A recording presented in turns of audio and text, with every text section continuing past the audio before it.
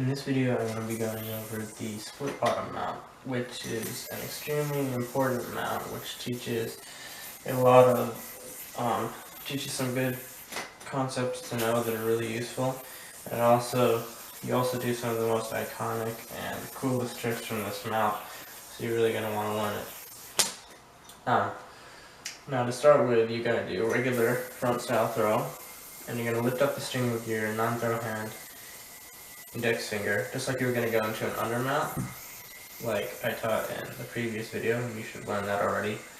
But instead of going over your non-throw hand index finger, you're going over your throw hand index finger into the mount. And the way you're going to do that is by lifting up the string and then swing the Yoyo back and forth. And when it starts to bend, the string starts to bend as it goes around your throw hand index finger, just like an arm mount. So you're going to lift up the string and flip right over your index finger into the mount. Now, this isn't too hard, but there's a lot of problems that you may encounter, and this is going to take a bit of practice, quite a bit of practice. So, the first problem that I had was when I would lift up my hand, I would always end up burning my finger, because that's not such a great movement for the string over your finger unless you practiced it. So one thing you can do is put on a glove if you have one. And if not, you could also try this. You can sort of lift both hands up and down at once to get it to work, and then as you get better and better at that, you can just do this quite easily. For the dismount, you just gotta lift up and have it come right off your index finger, and then you can bind. Now, the other problem that most people have, and that I had, was that sometimes they land on the wrong string, or just miss both of them entirely. And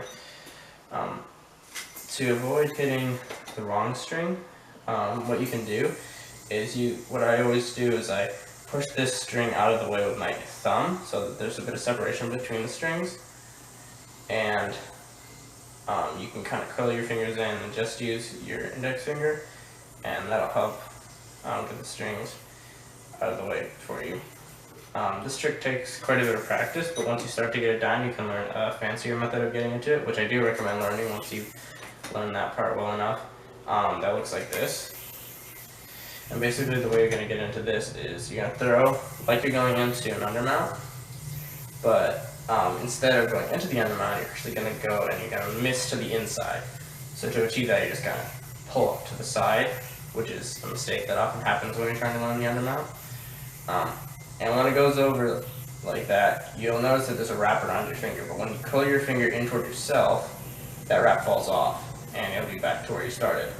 And from that point, you can actually almost just do pinwheels like this.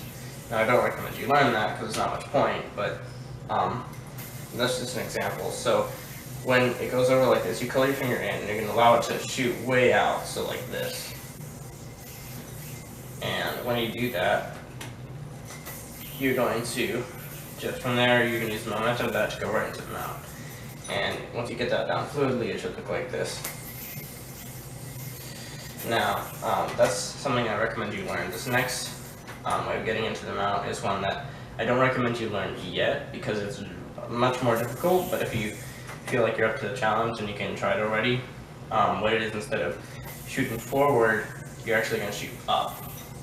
And what you're going to do from there is, like, you just got to miss to the inside and shoot straight up, so it's very similar. But instead of like pushing into the string like you might expect, you're going to go past the string and then pull the string down. So what that's kind of like is, like, if you can imagine, your hands are going to be in a position like this, and you're going to come forward with your hand, and you're going to pull the string backward and have the yo-yo land right on top of the string like that. And that's actually not going to leave you in a split bottom mount. But to fix that, you're basically just going to do a somersault, and then you'll be in a split bottom mount, and that's kind of similar to a brain twister. So you should be able to figure that out from there. Another way you can get into this mount is actually from the undermount, the bottom mount, which may be why this is called the split bottom mount, because what you're going to do is you're going to bring your hands together from the undermount, and you're going to insert your throw hand index finger into the loop here, so both fingers are going to be in the same loop, and then you're going to roll the yo-yo forward onto the front string. and that's going to leave you in a split bottom mount. This might be easier to see from some of the other angles, but basically it's just like bottom mount and then roll onto that string. Aside from that, I'm going to show you some more shots, more angles. Hopefully that'll help you understand this trick a little bit better.